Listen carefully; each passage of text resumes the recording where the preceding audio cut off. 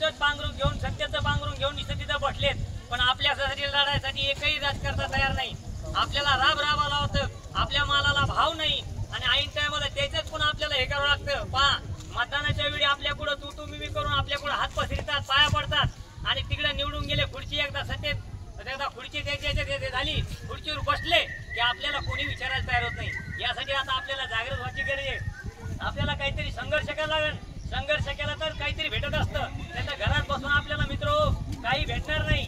यासाठी या राजकर्त्याला विचारायचं आपल्याला पहा, सत्तेच्या याच्यासाठी यांनी भ्रष्टाचार, अत्याचार, मारामारी, खून, दरोडे या अनेक गोष्टीचा यांनी राज्यामध्ये धुमाकूळ घातलेलं आहे. त्याच्यामुळे आपल्या सामान्य जनतेसाठी कोणी आज राहिलेलं नाही.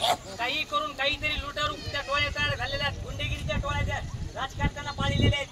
आपण जर एखाद्याला ज्या समस्या विचारायला गेलो तर तेच राजकारते आपल्याला हाणायला उठायला लागलेले आहेत. मग सामान्य माणसाला जावं कुठं, कोणाला विचार आपलं. यासाठी आपल्याला काहीतरी लढा देण्याची गरज आहे आणि असा लढा द्याला तरच आपलं काहीतरी होईल, नाही तर अन्नाचा काही होणार नाही. आपण जर विचार केला, आपण देशाचे अन्नदाते आपण पिकतो. अहो, कोरोनाच्या काळामध्ये सगळ्या कंपन्या चालू होत्या, बंद होत्या, सगळा व्यवहार बंद होता, पण आपला बळीराजा शेतकऱ्या राब राबवून देशासाठी सगळ्या लोकांना जगवितो, वाचवितो, त्यांच्यासाठी हे करतो. पण आज कोणी त्याचं हे करीत नाही. पण अशा परिस्थितीमध्ये आपल्याला जागृत होण्याची अवस्था आहे, काहीतरी लढा देण्याची आवश्यकता आहे. आणि आपण जर लढा दिला नाही, सरकारला आपण काही द्यायला नाही. शेतकऱ्याचा सातबारा कोरा, शेतकऱ्याचा सातबारा कोरा. साहेब, रोज शेतकऱ्याच्या आत्मा होत आहेत. तुम्ही काहीतरी शेतकऱ्याची काळजी घ्या. शेतकरी अन्नधान्य पिकवतो, पोटाला चिंता देऊन अन्नधान्य पिकवतो. तुम्ही काहीतरी शेतकऱ्याची काळजी घ्या.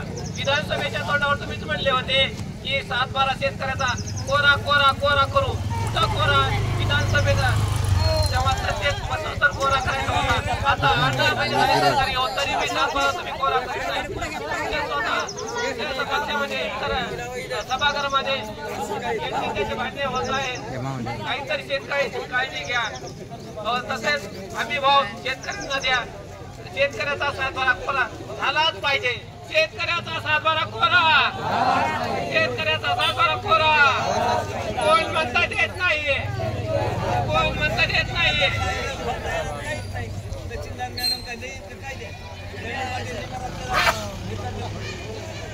तुम्ही खेळत असताना पाहायला मिळतो. याचा अर्थ याला शेतकऱ्यांच्या समस्यांच्या बाबतीमध्ये ज्या ठिकाणी प्रश्न उत्तराचा तास चालू आहे त्या ठिकाणी त्या प्रश्न उत्तराच्या तासाच्या बाबतीमध्ये किती गांभीर्य आहे हे लक्षात येत आहे. आणि पुन्हा वर करून ते सांगतात की मी रमी खेळत नव्हतो, मला तेवढं काही येत नाही. वास्तविक पाहता ते सर्व व्हिडिओ पाहिल्यानंतर अरे आमच्या पाळण्यातलं बाळ सुद्धा सांगेल की हा रमी खेळत होता म्हणून. हेच नाही तर एका संघटनेच्या पदाधिकाऱ्याला ज्या पद्धतीने एका राजकीय पक्षाच्या राष्ट्रवादीच्या युवक प्रदेशाध्यक्षाने ज्या पद्धतीने मारलेला आहे, तो कशासाठी गेला होता, काय करत होता? तो यासाठी गेला होता की जो कृषी मंत्री आमच्यासाठी नियुक्त केलेला आहे, हे विधिमंडळ ज्यांच्या जीवावर चालतं, हे विधिमंडळ ज्याच्या पैशावर चालतं, हे विधिमंडळ ज्याच्या घामावर चालतो, त्या घामाचे पैसे अशा पद्धतीने व्यय केले जातात का? अरे करोडो रुपये ज्या विधिमंडळामध्ये सेशन चालवण्यासाठी खर्च केले जातात, त्या विधिमंडळामध्ये जर या राज्याचा कृषी मंत्री असेल किंवा देशाचा कोणताही पदाधिकारी असेल, जर अशा पद्धतीने जर वागत असेल तर त्याला जाब विचारला पाहिजे. अशा लोकांना पदावरून दूर केलं पाहिजे. यासाठी या मागणीसाठी निवेदन देण्यासाठी संवैधानिक पद्धतीने आपण पाहिला असेल तो सविस्तर वृत्तांत, त्यामध्ये कोणतीही अर्वाच्य भाषा किंवा असंवैधानिक शब्दाचा वापर केलेला नव्हता. आणि तितक्याच संयमानं प्रामाणिकपणे त्यांनी त्या ठिकाणी निवेदन दिलं होतं. तरी सुद्धा त्या प्रदेशाध्यक्षानं ज्या पद्धतीनं मारलेलं आहे ती पद्धत आणि त्यांना ऍडमिट केल्यानंतर त्यांना पाहिल्यानंतर आपल्याला लक्षात येतं तुमच्या माझ्या मागण्यांच्या बाबतीत, तुमच्या माझ्या दुःखाच्या बाबतीमध्ये, तुमच्या माझ्या समस्यांच्या बाबतीमध्ये ही सरकार किती गंभीर आहे. आणि ही पद्धत देत असताना वळमाफ्यांना पदं दिसतात, ही पदं देत असताना मटका चालवणाऱ्याला पदं देतात, ही पदं देत असताना अशाच लोकांना पदं देत असतात की जे गुंडगिरी आहेत, गुंडगर्दी करणारे आहेत. आणि म्हणून अशा पद्धतीची वर्तणूक या ठिकाणी पाहायला मिळतात. मुद्दामून तुम्हाला सांगू इच्छितो, यशवंतराव चव्हाण मुख्यमंत्री असताना त्यांच्या सभेमध्ये मुर्दाबाद म्हटलं जात होतं, तेव्हा यशवंतरावांनी सांगितलं सन्मानानं त्याला बिनधास्त मुर्दाबाद म्हणू द्या, त्याचं तो काम करत आहे, आपण आपलं काम केलं पाहिजे. इतका मोठा सन्मान हा गेल्या 25-30 वर्षामध्ये कसा यायला गेला हे आपल्याला पाहायला मिळतं. शेतकऱ्यांच्या मागण्यांच्या बाबतीमध्ये, शेतकऱ्यांच्या हिताच्या बाबतीमध्ये, शेतकऱ्यांच्या समस्यांच्या बाबतीमध्ये आज कोणती परिस्थिती आहे? सोयाबीनचे भाव काय आहेत? सोयाबीनचे भाव पाहिल्यानंतर 10 नाही 12 नाही 15चा ॲव्हरेज आल्यानंतर सुद्धा सोयाबीन पेरायला पुरत नाही, तरी सुद्धा काय करावं म्हणून माणूस सोयाबीन पेरतोय, शेतकरी सोयाबीन करतोय. हेच नाही, कापूस लावणं सुद्धा आम्हाला परवडत नाही, तरी सुद्धा आम्ही पडतोय. अरे 1 दाण्याचे 1000 दाणे करणारा हा शेतकरी मायबाप त्याला नागवण्याचं काम करत आहेत. याला हे थांबलं नाही, हे थांबवलं नाही, इथून पुढच्या परिस्थितीमध्ये आणखी तीव्र स्वरूपाची आंदोलन, प्रहार, शेतकरी संघटना आणि शेतकऱ्यांच्या माध्यमातून केले जातील. हे सरकारनं आहे सांगण्यात येत आहे. म्हणून प्रतिकात्मक स्वरूपामध्ये हे रस्ता रोको आंदोलन करण्याचा उद्देश कोणाला वेटील धरणं नाही. आता आम्ही सुद्धा या रस्त्याने जात होतो, आम्हाला सुद्धा थांबावं लागलंय, आम्हाला सुद्धा ड्युटीला जावं लागतंय, तरी सुद्धा आम्ही त्या कास्तकाराची लेकर आहोत. आमचा बाप कास्तकार आहे, बेईमानी केली नाही. त्या शेतकऱ्याची ही सर्व लेकरं आहेत, त्याला न्याय मिळाला पाहिजे, त्याच्या लेकरांना न्याय मिळाला पाहिजे.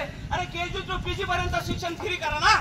जे शिक्षण दिलं जातं गडगंज लोकांना, पैशावाल्या लोकांना, ज्या पद्धतीचं शिक्षण दिलं जातं, जिल्हा परिषदच्या शाळेतल्या लेकरांना शिक्षण मिळतंय का? याच्याच बाजूला 25-30 हजार रुपये घेऊन 40-50 हजार रुपये घेऊन शिक्षण दिलं जातं. माझा शेतकरी मायबाप, कष्टकरी मजूर, शेतमजूर, दीनदलित त्या शाळेमध्ये शिकायला घालू शकतो का? मग का आमचा हक्क नाही का? हा आमचा अधिकार नाही का? आम्ही प्रशासनामध्ये जाऊ नये का? शेतकऱ्याच्या लेकरांनी डॉक्टर होऊ नये का? शेतकऱ्याच्या लेकरांनी तहसीलदार होऊ नये का? शेतकऱ्याच्या लेकरांनी उच्च पदावर बसवू नये का? हे प्रश्न हा जाब आपल्याला शासनाला विचारायचा आहे. म्हणून आमच्या मागण्या पूर्ण झाल्या पाहिजे, आमच्या मागण्या मान्य केल्या पाहिजे. शेतकऱ्यांचा रास्त भाव असेल किंवा अपंगांना जो काही न्याय आहे तो मिळाला पाहिजे, त्यांचं मानधन वाढलं पाहिजे, त्यांचा पगार वाढला पाहिजे. या ठिकाणी शेतकरी मेंढपाळांच्या ज्या समस्या आहेत त्या मेंढपाळांच्या समस्यावर सुद्धा उत्तरं शोधली पाहिजे आणि ते सुद्धा आम्हाला दिली पाहिजे, आम्हाला न्याय मिळाला पाहिजे. एवढी अपेक्षा या प्रसंगाने या ठिकाणी व्यक्त करतो. आणि आपण जी बोलण्याची संधी दिली, संधी नाही, आमचा हक्क आहे, आपण तो हक्क मागून घेतला पाहिजे. अरे या व्यवस्थेच्या छताडावर बसून तुम्ही आमचे हक्क घेतले पाहिजे, ही भूमिका इथून पुढच्या शेतकऱ्याचा पुत्र आहे. पण तू जेव्हा विधिमंडळात जातो ना तेव्हा तुझा बाप शेतकरी होता, तू ते विसरतो. हे दुःख आमच्या वाट्याला आलेलं आहे. एवढं बोलतो, थांबतो. जय जाऊ. सर्वांना सस्नेह जय जिजाऊ. सर्वप्रथम आज माननीय मंत्री बच्चूभाऊ कडू यांच्या नेतृत्वात संपूर्ण महाराष्ट्रभर जो काही चक्काजाम आंदोलन होत आहे, त्या चक्काजाम आंदोलनात सर्वप्रथम मी संभाजी ब्रिगेड मंडळाच्या वतीनं जाहीर पाठिंबा, त्याचबरोबर सक्रिय सहभाग नोंदवत आहे. खरं तर ज्या पद्धतीनं नवल सरांनी आपल्याला संपूर्ण व्यवस्थित या जे काही शेतकरी आणि शेतकरी मुलांची जी काही अवस्था आहे आणि या अवस्थेला जे काही इथलं सरकार कसं जबाबदार आहे या पद्धतीनं संपूर्ण मांडणी केलीच आहे. परंतु माननीय बच्चूभाऊ कडू यांच्या नेतृत्वात मागील अनेक महिन्यापासून शेतकरी कर्जमाफी असो, शेतमजूर असो, त्याचबरोबर मच्छीमार असन, दिव्यांग असन, अशा अनेक वंचित घटकासाठी त्यांनी न्याय मागण्यासाठी आपली पदयात्रा काढलेली आहे. आणि या पदयात्रेचा सहभाग म्हणून आज संपूर्ण महाराष्ट्रभर जो काही चक्काजाम आंदोलन होत आहे, या चक्काजाम आंदोलनात संपूर्ण केंद्री वासियाचे जे काही शेतकरी आहेत ते शेतकरी या चक्काजाम आंदोलनात आलेले आहेत.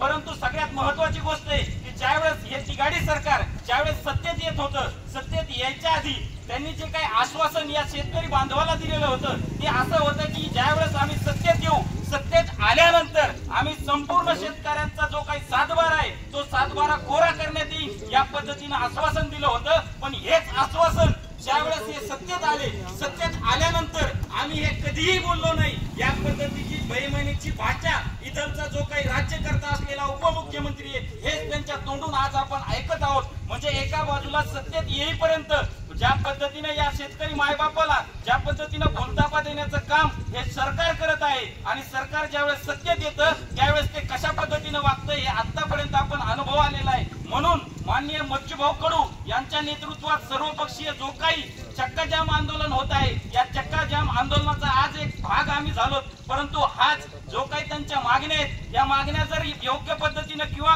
पूर्ण झाल्या नाही तर येणाऱ्या काळामध्ये या सर्वपक्षीय प्रहार जनशक्ती पक्षासोबत सर्व पक्षीय जनआंदोलन हे याच मंत्रालयात घुसून हे जे काही मुख्यमंत्री असतील, उपमुख्यमंत्री असतील किंवा राज्यकर्ते असतील, या राज्यकर्त्यांना त्यांचे कपडे फाडल्याशिवाय येणाऱ्या काळात आम्ही राहणार नाही एवढं आश्वासन देतो आणि थांबतो. जय जिजाऊ. जय जवान, जय किसान, जय जवान, जय किसान, जय जवान. शेतकऱ्याची कर्जमाफी, शेतकऱ्याची